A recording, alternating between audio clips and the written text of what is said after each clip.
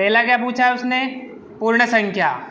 वो क्या कह रहा है, एक बार पुनः संक्षेप में पूर्ण संख्याओं के लिए सभी संक्रियताओं पर संवृत गुण धर्म की चर्चा करनी होती है। ठीक है, कहने का तात्पर्य ये है, ये गुण नियम योग का पालन तभी करेगा जब अपन 0 + 5 करेंगे।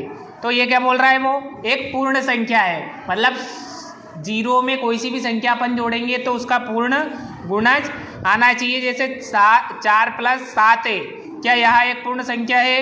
व्यापक रूप से किन्हीं दो पूर्ण संख्याओं a तथा b के लिए a + b एक पूर्ण संख्या है। पूर्ण संख्याएं योग के अंतर्गत संवृत है, मतलब 4 और +7 को जोड़ेंगे तो कितना आएगा, 11।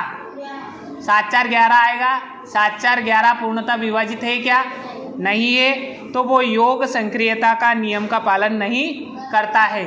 ठीक है, इसमें व्याकलन है 5 - 7 बराबर, देखो इसमें मैंने पहले बताया है तुम्हें, चिन्ह अगर बड़ी संख्या का है तो बड़ी संख्या का चिन्ह ही आएगा घटाने पर जो प्राप्त होगा उसमें, और एक माइनस और एक प्लस की संख्या क्या होती है, माइनस प्लस की संख्या घटती है और प्लस प्लस की संख्या जुड़ती है। समान चिन्ह वाली संख्या जुड़ती है और असमान चिन्ह वाली संख्या घटती है, और चिन्ह काय का आता है उसमें, बड़ी संख्या का।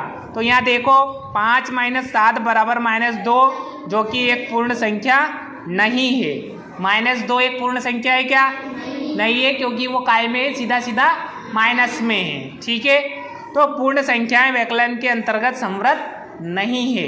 ठीक है, जो पूर्ण संख्या नहीं होगी वो व्याकलन में भी सम्मिलित नहीं होगी। फिर है गुणन 0 × 3 का, तो 0 एक पूर्ण संख्या है, 0 से लेकर अनंत तक की सभी क्या है, पूर्ण संख्याएं हैं।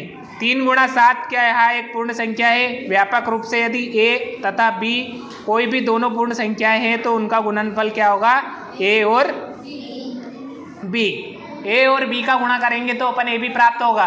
अब इसमें एक चीज़ और समझे तुम, इसमें चर दोनों एक समान है तो घातें जुड़ती हैं, गुना में घातें जुड़ती है और प्लस माइनस में संख्याएं जुड़ती घटती हैं, और गुणा में क्या जुड़ती हैं, घातें जुड़ती है, और संख्याओं का क्या होता है, गुणा होता है।